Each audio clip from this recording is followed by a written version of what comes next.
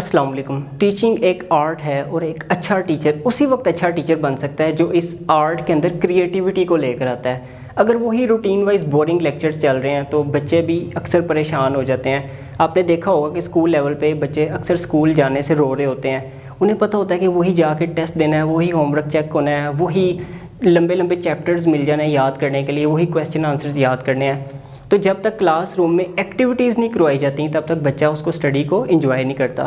ये 4 क्लास में मैंने तजर्बा किया और यकीन करें कि 1 घंटे तक बच्चे ये प्रैक्टिस करते रहे और बोर नहीं हुए।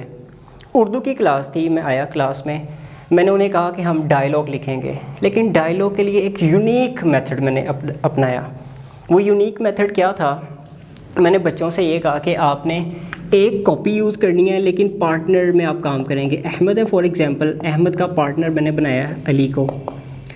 इसमें करना सिर्फ ये था कि अहमद अपने हिसाब से अपनी कोई भी बात लिखेगा, कोई लाइन लिखेगा। फॉर एग्ज़ाम्पल उसने लिखा है मैं सैर पर जा रहा हूँ। फॉर एग्ज़ाम्पल उसने ये लाइन लिखी है। तो अब अली इसकी कॉपी पकड़ेगा और इसकी लाइन का तज्ज़िया करेगा कि ये क्या कह रहा है, फिर उसके अकॉर्डिंगली ख़ुद अपनी लाइन लिखेगा। एक ही कॉपी है, ये इंग्लिश में भी किया जा सकता है, उर्दू में भी किया जा सकता है, एक ही कॉपी है। अब जब 1 मिनट में एक बच्चा लाइन लिख रहा है तो उसने कॉपी दूसरे को दी हुई है, तो वो रिलैक्स होकर बैठा हुआ, उसको पता है जी अब ये लाइन लिख रहा है। अब वो इसको दे रहा है तो तब वो रिलैक्स हो रहा है। तो अब इस चीज़ को वो बड़ा इंजॉय कर रहे हैं। और दूसरा बातचीत चल रही है उनकी। अब ये आइडिया कहाँ से आया? आपने देखा होगा कि जब टीचर अक्सर लेक्चर दे रहे होते थे तो हमने अपने किसी दोस्त को बात कहनी होती थी तो हम उसको लिख के बात कहते थे, कॉपी पे लिख के उसके आगे कॉपी कर देते थे कि ये मैसेज है, मतलब ठीक है बाहर कैंटीन पे चलते हैं, या छुट्टी के बाद हमने फ़लाँ जगह पे जाना है। तो ये सारी जो बात हो रही होती थी वो हम लिख के बात कर, यही तो डायलॉग है। हम डायलॉग किस तरह करवाते हैं? एक ही बंदा होता है, उसको कहते हैं जी तुमने दोनों की बातें सोचनी है। अगर डॉक्टर पेशेंट का तो डॉक्टर भी तुमने बनना है और पेशेंट भी तुमने बनना है। वो दोनों की बातें कैसे सोच सकता है? सोच सकता है, इसमें कोई बुराई नहीं है, लेकिन उसको यूनिकनेस उसमें कैसे आप ला रहे हैं कि वो बोर ना हो, वो उसको ज़्यादा देर तक एंजॉय कर सके और बात से बात निकल सके। और इसमें देखें असल तो डायलॉग होता ही वही है ना कि जो 2 लोग आपस में बात कर रहे हों। तो जो हम प्रैक्टिस करवाते हैं वो एक ही बंदा बात कर रहा होता है, लेकिन वो अपने जहन के अंदर उसने एक दूसरा करैक्टर बनाया होता है। और जब हम रिटर्न में प्रैक्टिस नहीं करवाते बच्चों को इस तरह डायलॉग की, तो जब डायरेक्टली स्पीकिंग में लेकर आते हैं तो वो अचानक सामने आके कंफ्यूज हो जाते हैं। उनको पता नहीं चल रहा होता कि फ़ौरन हम एट द स्पॉट बात क्या करें। इवन उर्दू में भी कंफ्यूज हो जाते हैं। आप स्टेज पे बुलाएं 2 बच्चों को, एक को कहें जी आप सब्ज़ी बेचने वाले हैं और दूसरे को कहें जी आप ख़रीदने वाले हैं, बात करें। 3-4 लाइनें बोल के बस हो जाते हैं। यहाँ पे क्या होगा? यहाँ पे उनकी क्रिएटिविटी, उनकी थिंकिंग बहुत ज़्यादा इंक्रीज़ कर रही है। और दूसरा वो एक दूसरे के हिसाब से बात कर रहे हैं। फिर टीचर को पता होता है कि जी किसकी उर्दू अच्छी है, किसकी कमज़ोर है। वो अपने हिसाब से भी पेयर्स बना सकता है कि ये 2 बच्चे आपस में अगर बात करें तो दूसरा इसकी लाइनें पढ़ता पढ़ता ही कुछ ना कुछ सीख जाएगा। तो इस तरीके को आप अपनाएं। और दूसरा मैं आपसे ये रिक्वेस्ट करूँगा कि जब भी हम किसी शोबे से वाबस्ता होते हैं तो उस शोबे के बारे में हमें पूरी की पूरी स्टडी करना चाहिए, उसको हमें देखना चाहिए। फॉर एग्ज़ाम्पल अगर मैं यूट्यूब पे लिखूँ हाउ टू टीच इफ़ेक्टिवली, या how to teach in primary school, how to teach in grade 3 class, इस तरह के कीवर्ड्स अगर मैं लिखूँ तो बहुत सारी वीडियोज़ आते हैं जिसमें गोरे अपने बच्चों को पढ़ा रहे होते हैं। अब वो क्या करते हैं, वो इसी तरह की एक्टिविटीज़ देते हैं कि आपने अपनी सिस्टर के साथ ये डायलॉग करके आना है, घर जाना है। अब वो सिस्टर ब्रदर लगे हुए हैं, पेरेंट्स को बराह रास्त आप मैसेज कन्वे कर सकते हैं। अब तो व्हाट्सएप ग्रुप्स बन गए हैं पेरेंट्स के साथ कि जी आपने इस मेथडोलॉजी को यूज़ करके ब्रदर सिस्टर का एक डायलॉग कंस्ट्रक्ट करवाना है। सिर्फ बच्चा ही ना लिखता रहे, बच्चा 5 मिनट लिखेगा बोर हो जाएगा।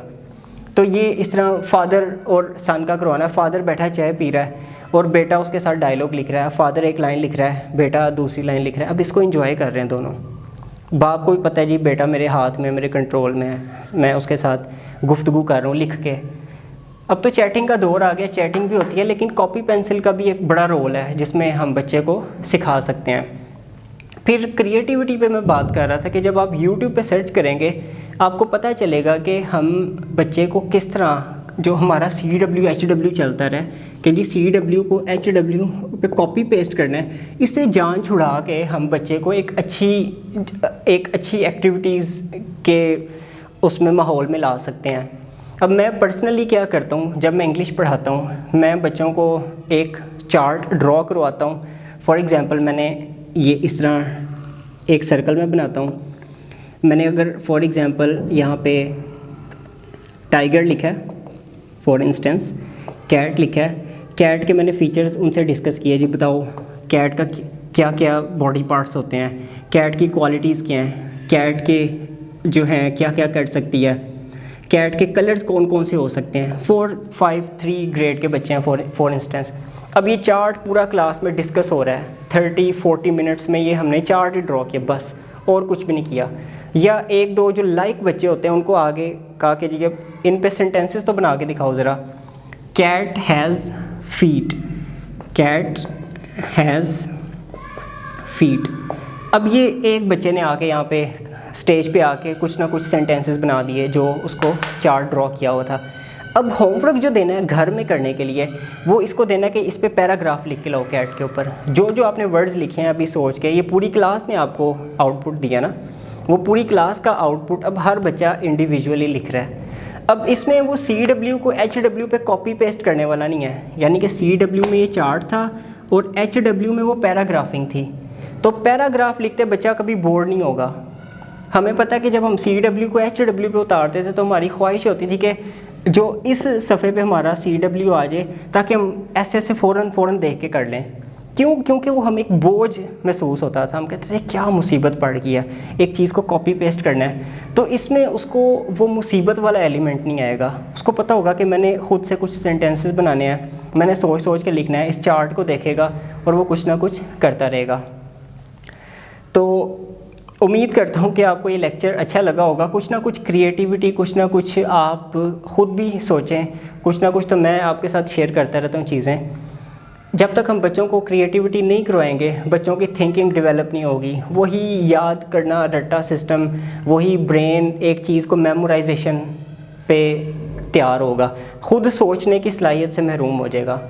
तो उम्मीद है कि आपको ये लेक्चर अच्छा लगा होगा। If you like it, just share with your friends. Take care.